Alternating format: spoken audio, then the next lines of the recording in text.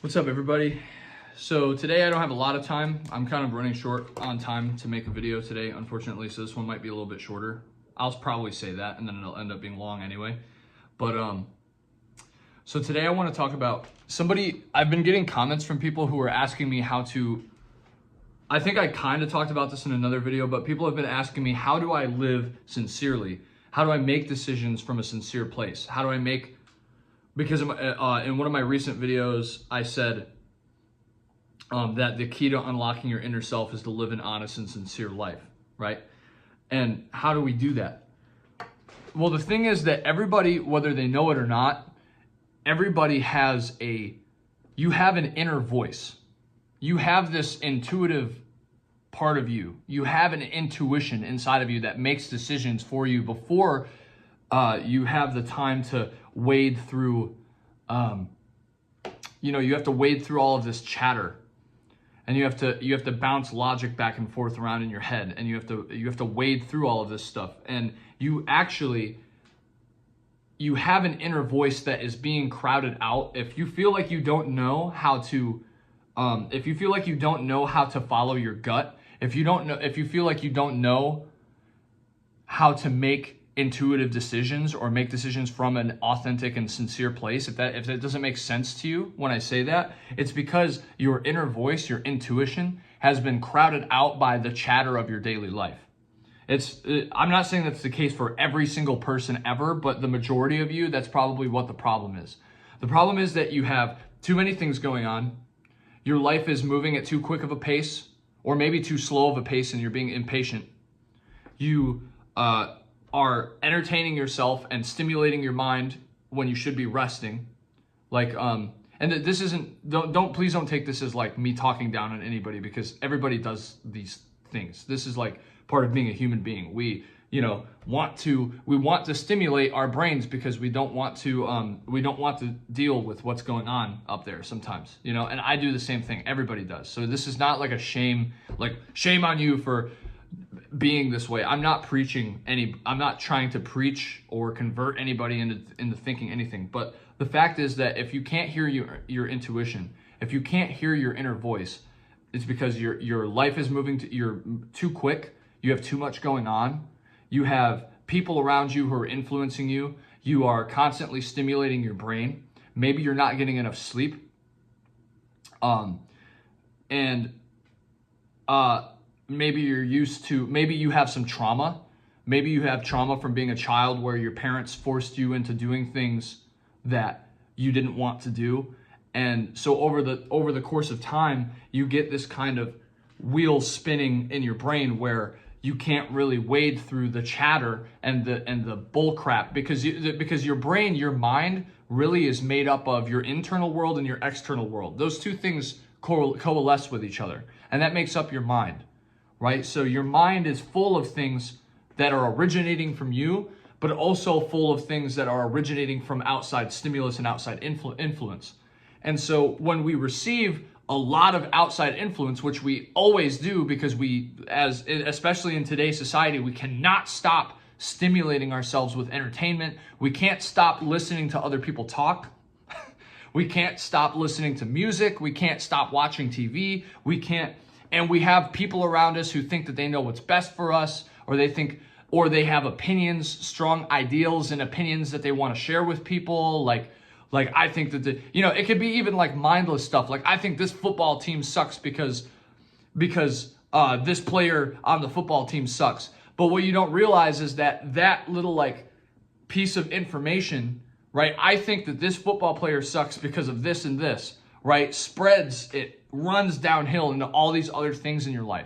And so just from that one piece of information, hearing that one piece of information, that will influence your worldview, that will influence your opinions and beliefs about multiple things, a wide range of things, just from that one little interaction.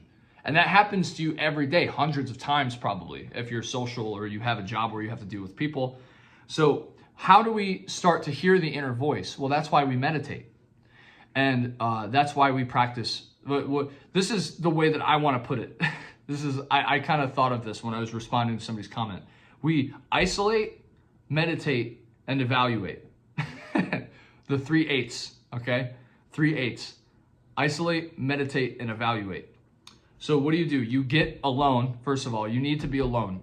If you feel like you can't hear your inner voice, if you feel like you don't have a guide, a big problem is probably that you're not alone enough. I know that was an issue for me at one point. But if you're hearing this and you're like, well, I'm really lonely. I'm never around anybody and I still don't know. Well, that's okay. It's not, maybe that doesn't apply to you. But a big thing is probably for a lot of people who can't hear their inner voice, it's probably that you are around other people so much that you have trouble differentiating between your thoughts and their thoughts. And that happens. I used to have a group of friends before I moved to where I live now. I used to have a group of friends who I was like around them every single day. I would go to work. I'd be around a bunch of people at work. I'd come home and I would just be around all of these. I'd be around like 4, 5, 6, 7 people all the time. That was like my daily life. And it does get to the point where you can't differentiate between your own intuitive thoughts and the opinions, beliefs, and ideas of other people. And you realize, especially if you're somebody who's particularly around people, like maybe you have a big family or whatever, if you're around other people a lot and you find yourself suddenly in a situation where you can be alone for an extended period of time, you'll realize that you are a much different person than you probably thought you were.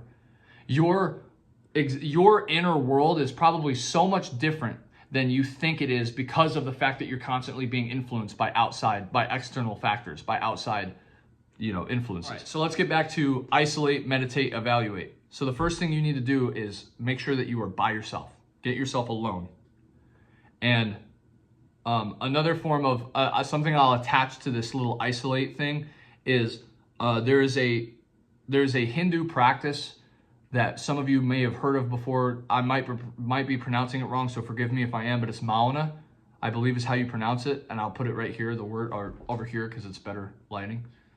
And that is a practice it's a vow of silence that you take for a specific period of time. Sometimes, I think that some people go all out and like just they vow never to speak again. You don't have to do that. You could do it for a day, a week, 20 minutes, but practicing silence and actively choosing not to speak in a non-inflammatory way. Like, I know it's hard sometimes. Like, I tried to practice that, and at one point it was really difficult for me because I work at a grocery store. So like working in a grocery store requires a lot of communication. So it didn't work out perfectly, but I would go as long as I could without speaking. And when I did speak, I would only say a few words at a time. And not speaking for long periods of time is a really good way to quiet your mind. It's a really good way to quiet the chatter in your head. So let's tag that to the isolate. And then meditate. Meditation in its simplest form is sitting in a position that is comfortable enough for you to sit in for a long time, but not comfortable enough that you're going to fall asleep, and closing your eyes, focusing on your breath, and being silent. Anything more than that is, you can add, like meditation, you can take that formula that I just said and you can take it anywhere. You could be meditating for, you can do transcendental meditation. You can be meditating with pranayama, which is a Hindu practice to change the energy in your body and focus it in different chakras. You can be doing Zen meditation like Zazen, which is just your eyes are open and you're sitting in silence, usually surrounded by nature, so that after sitting for long enough, you can quiet the mind. The point is to quiet the mind. You want to have a mind that is not crowded with all of this gunk. If you can't find your intuition, it's because you have a bunch of gunk in your brain that is stopping you from being able to find it. So isolate, meditate, and then the last part is evaluate. Something that I do every day. I journal. Journaling from a place of like sitting down for 20 minutes a day, okay? And just literally writing the first word. I've said this before. Write the first sentence that comes to mind. It doesn't matter what it is. You're not showing this to anybody. You can even crumple it up and throw it in the garbage if you want to. But sit down for 20 minutes a day and just write everything that comes to mind. even if it's the word or if it doesn't make any sense, it doesn't matter. You're writing the first thing that comes to mind, because when you do that, what happens is after a certain period of time, when you're writing like that, you start to, I don't know the science behind it, but when you're writing from that place of like, I'm just going to say the first thing that comes to mind, that first thing that comes to mind, you think is just like some random, like we think when we say first thing that comes to mind, we think it's just some random bullcrap spiel, but your brain really is more complicated than that. Your brain is not actually capable, in my opinion, of producing random, like I don't even know how to put that, like illogical, unreasoned information. I know I'm getting kind of jumbled up, so I apologize. I need to quiet my mind today. But the point that I'm trying to make is that when you journal for 20 minutes a day, just saying the first thing that comes to mind, what you realize is that what you're doing is pulling out the thoughts from your subconscious mind. The part of your mind that you're not consciously paying attention to all day starts getting laid out on the paper for you. That's what the first thing that comes to mind is your intuition, right? And you have to learn how to feel that, because it's quick. It's very quick, and it is elusive, especially if you don't have practice. So to learn how to feel the intuitive part of your brain working, write down the first thing that comes to mind. I'm going to write banana chicken. And see, you could say like that's a random word. I just wrote banana chicken because that's the first thing that came to mind. But actually, it's not. And you want to know why? I didn't even like, so I wrote, let's look. I'm going to take the camera. I want to show you guys something really cool. This is really interesting. Okay, so here, I wrote the words banana chicken. Okay? Now, I just got done feeding my daughter like lunch and dinner not too long ago. Banana. Apple banana. All right. We had chicken pot pie. See? So, that's my point, right? It's not, well, I just did that. I said, I wrote down the first two words that came to mind, and they seemed totally random. They seemed so random. And in a way, they didn't apply to the situation at all. But what you can see is that because it was banana chicken, what you can see is that the reason those words came to mind is because I've had to deal with things related to those words today. And if I continue to do that, what I would find is the first thing that comes to mind is going to have to do with what's going on in my life. It's not just random bullcrap. It's going to be things that really matter and really pertain to my day-to-day life. And that's what your intuition is your ability to understand that in a certain way, your ability to understand that the first thing that comes to mind is actually not random nonsense crap that you need to toss out and forget about. It's actually very pertinent and very useful information that you should be following when you can. So, isolate, meditate, evaluate. The journal is the evaluation part. Write the first thing that comes to mind. 20 minutes every day.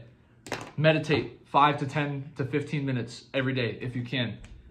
Isolate. Practice silence when you can, and try to be alone. Try to get some alone time. I'm not talking about, when I say isolate, that can have a negative connotation with it. I'm not talking about cutting off all your friends and family and going and like hiding in the woods for 6 years and never speaking to anybody again. That's not what I'm talking about. What I mean is to just try to spend some more time alone if you don't have a lot of alone time. Because that will really help you find your inner voice. So I know this was like kind of frantic and quick, but and it's kind of funny because that's the opposite of what I'm trying to tell you guys in this video, but maybe I can take some of my own advice and we could practice this together in the next like couple weeks. But I just wanted to share that with you and get this video out. So much love to all of you. There is a Discord server in the description of this video. Please, if you want to speak to me and other like-minded people, I think it's a couple hundred people in that server now, and it's awesome. Like, it's just the vibes are just it's so high vibe, it's so positive, it's so full of love and like energy, and the people there are just so great. So I hope to see lots more people there. Much love to everyone, and I'll see you in the next video.